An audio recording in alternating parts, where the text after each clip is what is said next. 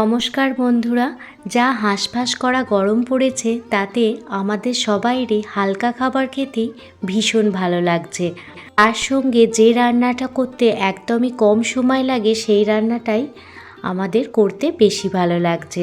জন্য আজকে ঘরোয়া কিছু সামান্য মশলা দিয়ে মুগ পোস্তর রেসিপি আপনাদের সাথে শেয়ার করছি।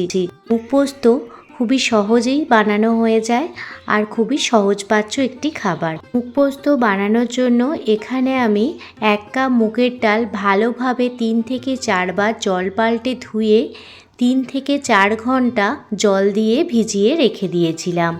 আর একটি মিক্সার গ্রাইন্ডারের পাত্র নিয়ে নিয়েছি আর তার মধ্যে মুগ ডালটা দিয়ে দিচ্ছি। মুগ ডালের মধ্যে কোনো রকম আর জলের ব্যবহার করব না, ফলে মুগ ডালের এই ব্যাটারটি খুবই পাতলা হয়ে যাবে। মুগ ডাল দিয়ে দেওয়ার পর এর মধ্যে দিয়ে দিয়েছিলাম 2টো কাঁচা লঙ্কা আর 4 টুকরো আদা। দেখুন একটি স্মুথ পেস্ট বানিয়ে নিয়েছি। ডালটি বাটার সময় কোনো রকমই জলের ব্যবহার করিনি। এবার এই ডালের পেস্টের মধ্যে দিয়ে দিচ্ছি 1 চামচ পরিমাণ কালো জিরে, 1 চামচ পরিমাণ হলুদ গুঁড়ো, হাফ চামচ পরিমাণ লঙ্কা গুঁড়ো, স্বাদ মতো লবণ দিয়ে দিচ্ছি আর স্বাদের ব্যালেন্সের জন্য 1 চামচ পরিমাণ চিনি দিয়ে দিচ্ছি। আর চামচের সাহায্যে ব্যাটারটি খুব ভালোভাবে সমস্ত উপকরণ মিশিয়ে নিতে হবে। খুবই সিম্পল রেসিপি, আপনারা একবার দেখলেই বানিয়ে নিতে পারেন, কিন্তু খেতে হয় অসাধারণ। এই গরমের দিনে এই রান্নাটি থাকলে 1 থালা গরম ভাত শুধুমাত্র এই একটি পদ দিয়েই খাওয়া হয়ে যাবে। সাথে নিয়েছি 3টে ঝিঙে। ঝিঙেগুলো খোসা ছাড়িয়ে নেব। ঝিঙেগুলোর পুরোপুরি খোসা ছাড়ানোর দরকার নেই, এই রকম হালকা হালকা করে ঝিঙের খোসাগুলো ছাড়িয়ে নেব। ঝিঙের খোসাগুলো ছাড়িয়ে নেওয়ার পর ঝিঙেগুলো ভালোভাবে জল দিয়ে ধুয়ে নিয়েছিলাম। এবার ঝিঙেগুলো ছোট ছোট টুকরো করে কেটে নেব। প্রথমে দেখুন একটি ঝিঙে আপনাদের কেটে দেখাচ্ছি। ঝিঙেটা প্রথমে 2 আধখানা করে নেওয়ার পর এইভাবে ছোট ছোট করে কেটে নিচ্ছি।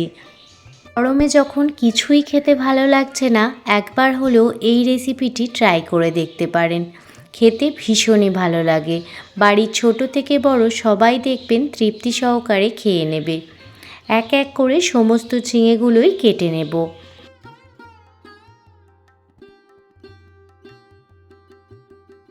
একটি ঝিঙে একইভাবে কেটে নেব।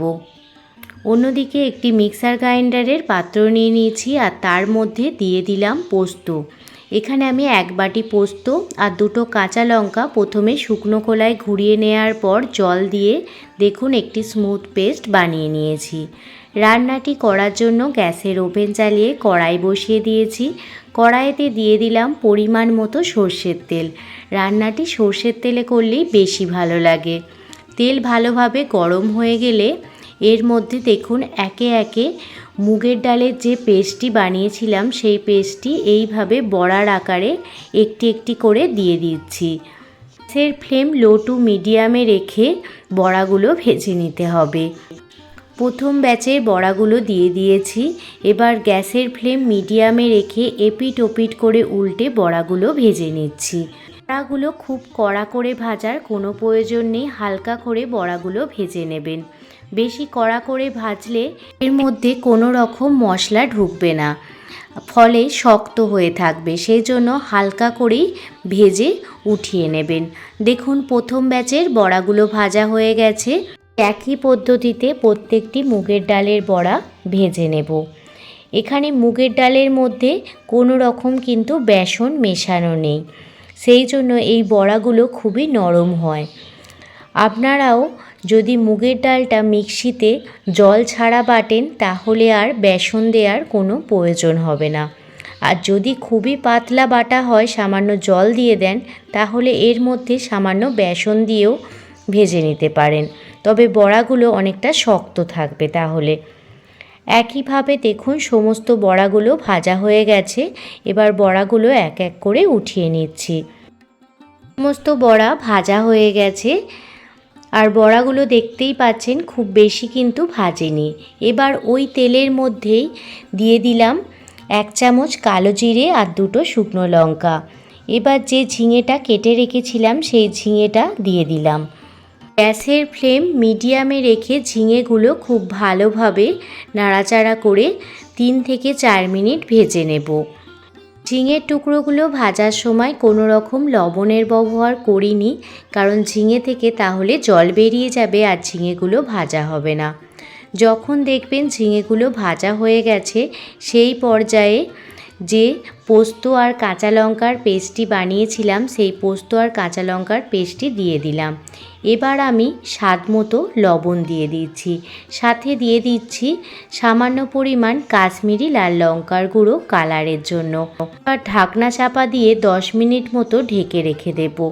10 মিনিট পর ফিরে এসেছি আর আপনাদের দেখাচ্ছি, দেখুন ঝিঙে থেকে কতটা পরিমাণ জল বের হয়েছে। আমি আরও কিছুটা পরিমাণ জল দিয়ে দিচ্ছি, কারণ বড়াগুলো দেবার সময় বেশি পরিমাণ জল না দিলে বড়াগুলো সমস্ত গ্রেভিটাই শুষে নেবে, ফলে রেসিপিটি খেতে অতটাও ভালো লাগবে না।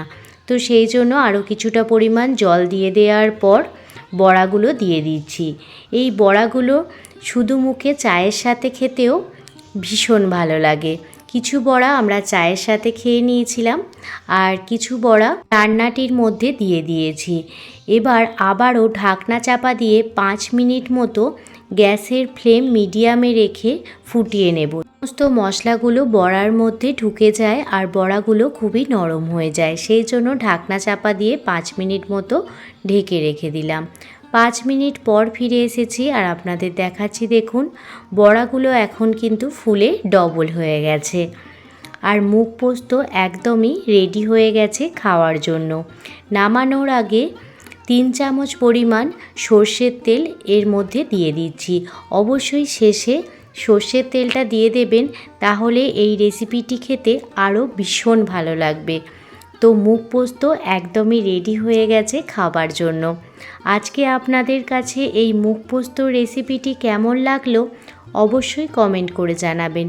যদি ভালো লেগে থাকে প্লিজ একটি লাইক, কমেন্ট, শেয়ার এবং সাবস্ক্রাইব করে আমার পাশে থাকবেন। কোনো নতুন বন্ধু আজকে এই ভিডিওটি দেখে থাকলে আর আপনাদের যদি ভীষণ ভালো লেগে থাকে একবার হলেও বাড়িতে ট্রাই করার জন্য আপনাদের কাছে রিকোয়েস্ট রইল।